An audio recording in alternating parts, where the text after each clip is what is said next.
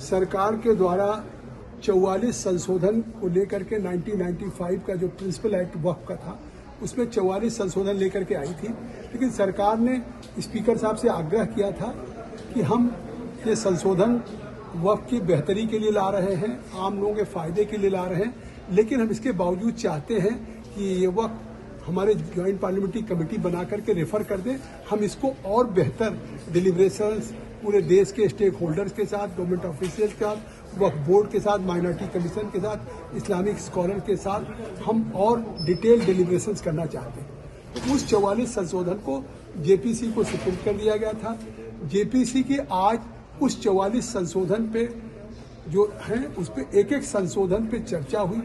इसके पहले हमने 6 महीने के सारे डिटेल डिस्कशंस के बाद सभी सदस्यों से हमने संशोधन मांगे थे। ये हमारी अंतिम बैठक थी कि उस 44 संशोधन पे आप इस पे सहमत हैं या इस पे असहमत हैं।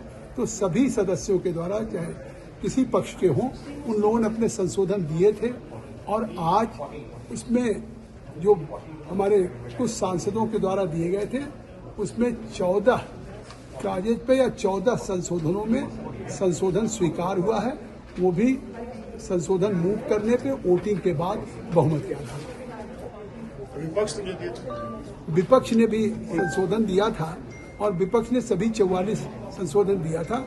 हमने एक एक संशोधन मूव कराया और उस संशोधनों को हमने पुट टू वोट किया, लेकिन वोटिंग में उनके पक्ष में 10 वोट था और उसके निगेटिव में 16 वोट थे।